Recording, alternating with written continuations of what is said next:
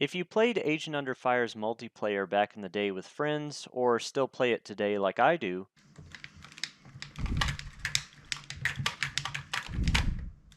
then you've probably come to some idea of which weapons are good and which weapons are not.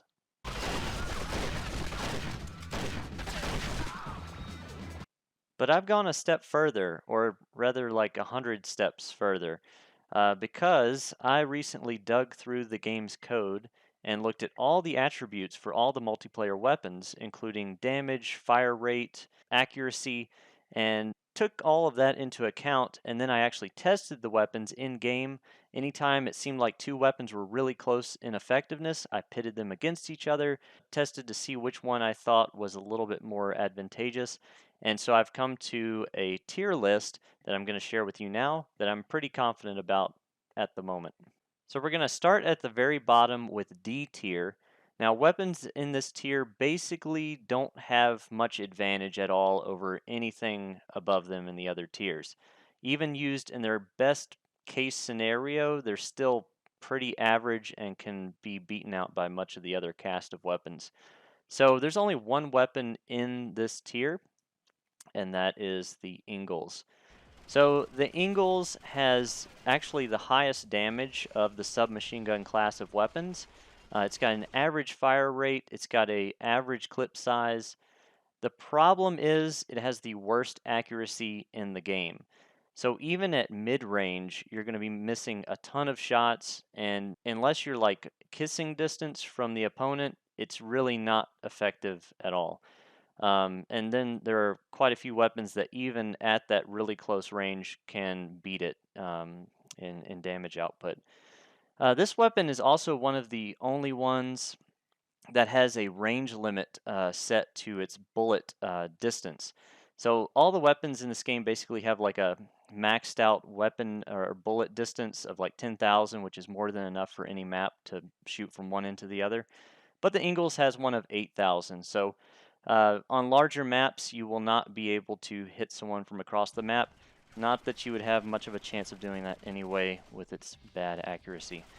And although it does have the highest damage output of the submachine guns, at least per bullet, that's not saying a whole lot because the submachine gun class in this game is rather underpowered. All right, moving on to the C tier. These weapons struggle to get kills. They're typically underpowered, and it takes a lot of effort to take the opponent out with them. So at the very bottom of C tier, we have the Viper. So this is a revolver pistol.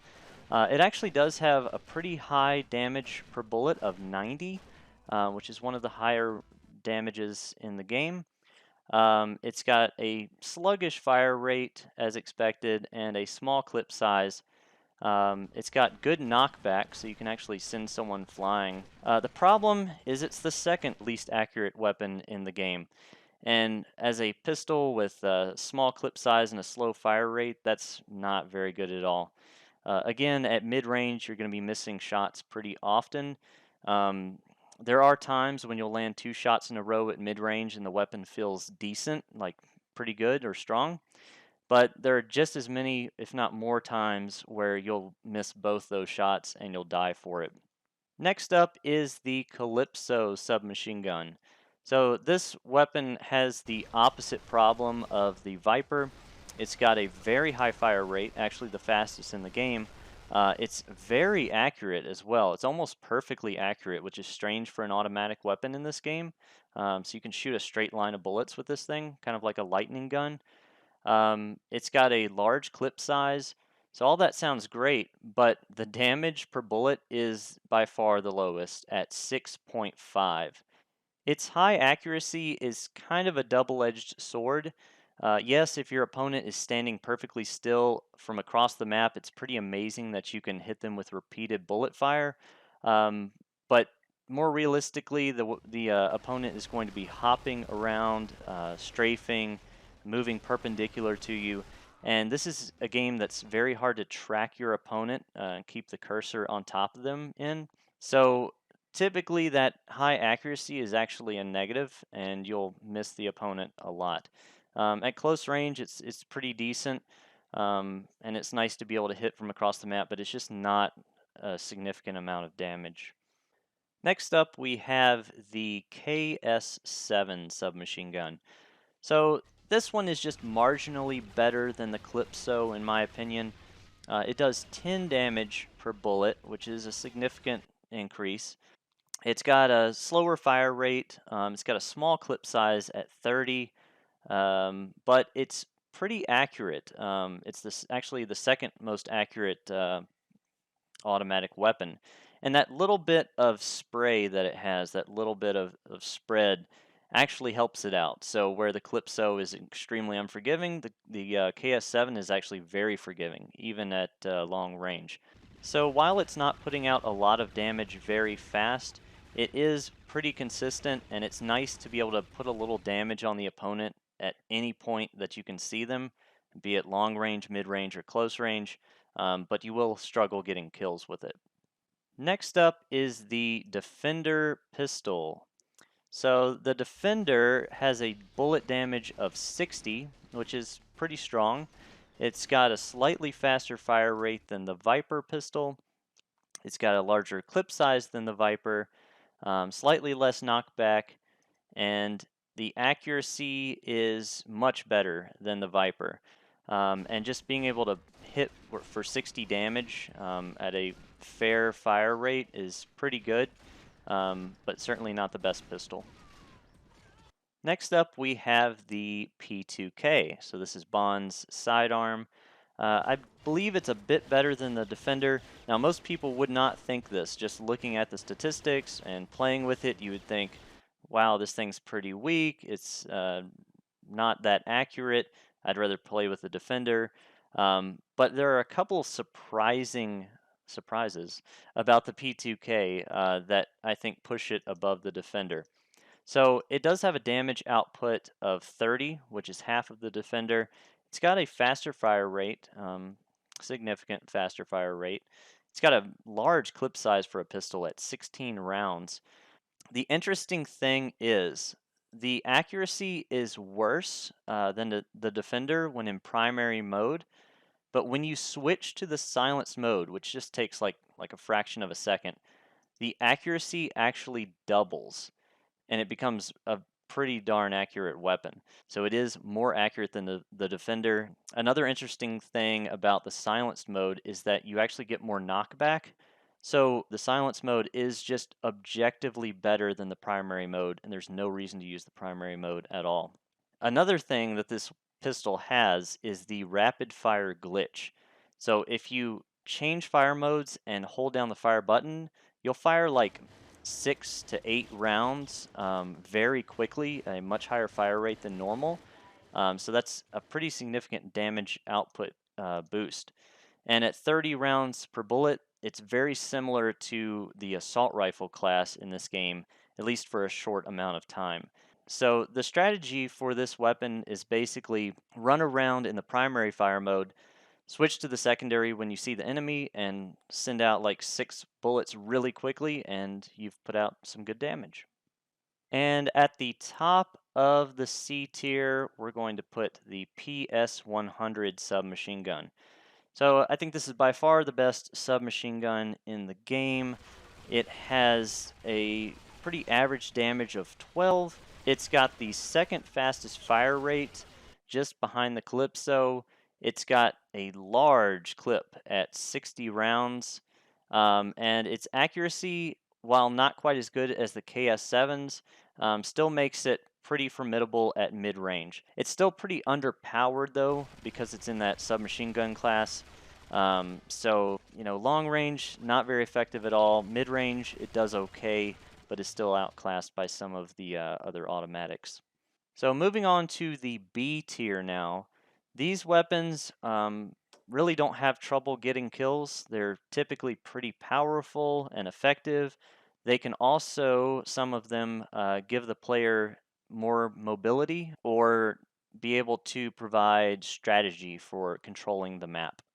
So at the bottom of B tier, we have the Photon Cannon, a really interesting weapon.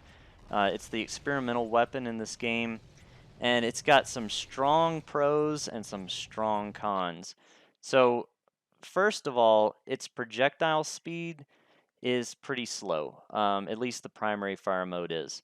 It moves at less than half the speed of the rocket launcher's rocket.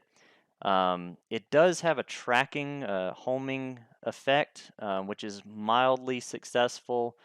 Um, it does a lot of damage when it hits. It's almost always a one-hit kill. The fire rate is not very fast at all, and it's even slower in the secondary mode because there's this charge up effect, and even if you're mashing, it's still going to be slower than the primary fire mode. The secondary fire mode does allow you to charge up to 5 energy balls at one time, which is fairly usable to cover a large room, especially if you're playing with like 4 people. You could get multiple kills at once. Um, it does allow you to rocket jump, which is great for mobility. The problems with this gun, first of all, it's got a glitch. So in the primary fire mode, if there's a ceiling too close above you, as soon as you fire, you'll take all the damage of the shot. It just blows up the moment it comes out of the barrel. So you can actually kill yourself. So you have to be very mindful of where you're firing this thing. Another problem with the proton cannon is that your opponent can shoot the projectiles while they're traveling in the air. And with that slower projectile speed, this is not as difficult as you might think. At mid range, you can probably pop them out of the air about half the time. The hitbox is pretty small, so you don't want to just stand still and try to fire at the energy ball. Sometimes it will slip through and hit you. Um, so yeah, that's a pretty decent problem as well. It's not great against automatics. So you have to be pretty strategic with the proton cannon. It's good at mid-range, but still the enemy can strafe around your energy balls fairly consistently. They can shoot them out of the air at long distance. But on the same token, it's very powerful and you get rocket jumping, so it's definitely not a bad weapon. Next up is the D17 assault rifle. So it has a average to low damage per bullet for the assault rifle class at 23 points. It has a fire rate that's faster than average. It has a large clip size, and its accuracy is decent, making it pretty effective at mid-range and closer, but not great for long range. It does have a significantly slower spread rate, that being the rate at which accuracy diminishes when you're holding down the fire button, than the KA57, for example. But the problem there is there's a technique to kind of get around the spread rate. If you just tap the fire button over and over really fast while making sure to let off of it, then you can actually keep resetting the spread rate so it'll stay in that accurate range at a slightly slower fire rate, but it definitely takes a bit of the D17's thunder there because holding down the fire button with an assault rifle is really not a great strategy unless you're close range. The D17 also has a scope, but honestly, it's pretty much useless because this weapon's not accurate enough at long range to justify a scope. So it's just kind of there. The D17 is a pretty strong weapon at mid-range and closer, and it's got that large clip size, so you definitely do have to respect it. Next up is the UGW assault rifle. So this one has a higher damage per bullet than the D17 at 30 versus 23. It does have a slower fire rate, actually the slowest fire rate of the assault rifles, but it's got a decent clip size at 40, and it's also got good accuracy, better than the D17 by a decent amount, and a decent spread rate as well. So you're just able to put more damage out more accurately with this gun, and it's good at all ranges. Next up is the KA57 assault rifle. So as you can see, the developers did a pretty good job at balancing these out. They're all very close in effectiveness. The KA57 also has 30 damage per bullet. It's got a faster fire rate than the UGW, clip size of 30, which feels a little bit small. Same accuracy or spread as the UGW, but pretty rough spread rate. But again, there's a technique to get around that. and that's why the KA-57 falls where it does. If that technique didn't exist, I might rethink that a little bit and put the UGW first. Next is not a gun at all, it's the trip mine. So trip mines are placed against any surface. They emit a laser beam of sorts, and if that beam is crossed, then the mine explodes. Keep in mind, the beam itself does not do any damage. You have to be near the mine for that damage to take place. You get 3 mines per pickup, and on paper, the trip mine sounds really strong because it has that 250 damage output. But honestly, there just aren't a whole lot of really effective uses for it. Because that beam that it emits makes it very visible, the enemy can often just avoid it. Now, there are some places you can place them, like inside of certain door frames, if you put them far off to the side. The opponent cannot duck under the beam, they can't jump over it, and they also sometimes cannot even see the mine in order to shoot it and clear it out. So they either have to go around and not use that entrance, or they have to clear the mine out with an explosive. But there just aren't that many places in the maps where you can do that. Most of the time, you're going to have to settle for just placing the mine just after a 90-degree turn. And in that scenario, the player can usually back up enough and shoot the mine and just take maybe 1 or 2 bars of damage. But it's good to keep in mind that you're still slowing the opponent down and making them waste their ammo. So that makes them a pretty effective strategy tool. So earlier when I said that the Ingles had the worst accuracy, I was mistaken. I forgot that there's one weapon that has worse accuracy. It's actually significantly worse than the Ingles, and it belongs way up here near the top of B tier, and that is the Frenesi shotgun. Now the primary fire mode, really strong, sends out 8 bullets at a time, 30 damage per bullet for 240 total per shot. The clip size is, smaller, but has plenty of rounds to get the job done. The fire rate is slow. The secondary fire mode is why you use this gun, though. It has the same exact damage output per shot as the primary mode, but its fire rate is over twice as fast. It also has more knockback at the expense of some accuracy and also a bit more range. It's down to 5,000 bullet range limit. But honestly, this worse accuracy and range really does not even come close to nullifying the fact that this thing shoots over twice as fast with the exact same damage as its primary mode. And even at mid range, this thing is pretty darn strong. You can just bam, bam, bam, 240, 240, 240 over and over and over.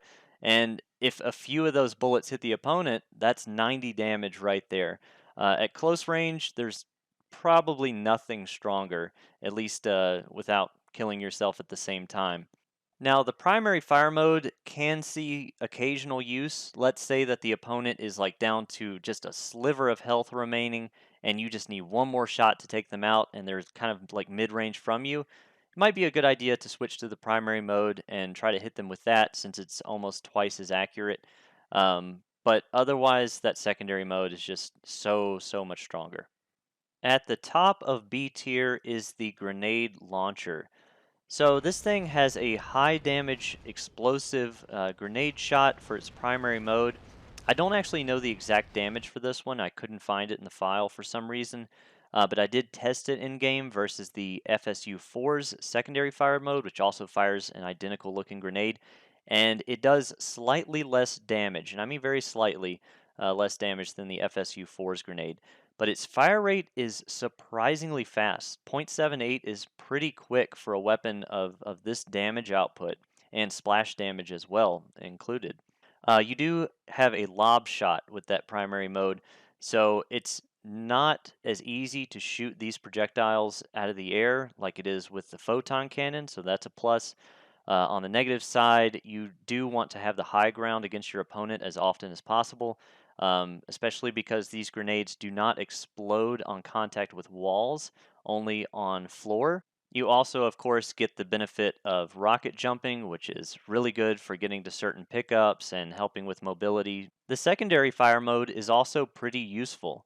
It fires a single grenade, which then splits into, I think it's 5 smaller grenades, and then they explode. So it's a bit of a delayed process, but it's such a wide area of damage. There's so much splash damage. You can fill most of the small rooms in the game. So either you're expecting the opponent to come into that room and you fire it in there to slow them down or prevent them from going and getting that pickup that they want, or maybe your health is super low and you're being chased down by the opponent. Fire one of those cluster grenades behind you, and they have to respect it. Like they're probably going to have to stop and wait for it to blow. Onward and upward to the A tier, these weapons are overpowered in some way or another. And at the bottom of A, I have the detonator mine. So, this mine is better than the trip mine for a few reasons. First, it has the highest damage output of the three mines. It also has the largest explosive radius by a significant amount. It's actually really surprising how far the explosion reaches with this mine. Because you manually set this mine off, you can run past your own mines without taking damage, unlike the other two mines. You do have to keep track of where the opponent is by using screen peeking to make sure they're near the explosive before you set it off. Also, the detonator is actually like a gadget.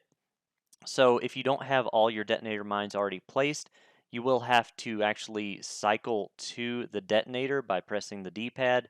And if you have other gadgets running, like the jetpack and the Q-claw, you'll also have to navigate through those to get to the detonator. Next up is the SSR 4000 sniper rifle. So this thing has a damage per bullet of 260, so that's even more damage than the shotgun puts out per shot. But it does have a very slow fire rate, a smallish clip size at 5, but it has absolute perfect accuracy. It's actually the only perfectly accurate bullet-based weapon in the multiplayer. But that's not all, because it has a scope that's very usable, and it also can fire through certain materials in the map. Most of the obvious wooden and concrete objects in multiplayer, such as walls and pillars, can be fired through. And anytime you can send damage at the opponent without being in line of sight of them, it's really strong because you don't put yourself at risk. So that's just icing on the cake to this pretty strong railgun. Next up is the FSU-4 assault rifle. So it does 20 damage per bullet, the lowest of the assault rifles. It's got a fast fire rate. It has a decent clip size at 40, but it's not very accurate. So why is this weapon way up here? Well, two reasons. First, it has a grenade launcher, like I mentioned before, that does a little bit more damage than the standard grenade launcher's primary mode, but it does fire at a slower rate because you have to reload after every shot. But you do get the benefit of rocket jumping with that, of course. Um, but the main thing that sends this thing over the top and makes it overpowered is that it has the rapid fire glitch. So if you change from the grenade launcher to the primary mode while holding the fire button, you will send out, I think it's around 30 bullets of your clip incredibly fast. I mean, within like a blink. At mid range, even sometimes at mid long range, it's like a one hit kill or, immediate kill on the opponent. It's incredibly overpowered, and you do run out of bullets pretty quick using that technique, but then you have the grenade launcher to fall back on. So it's a pretty crazy weapon.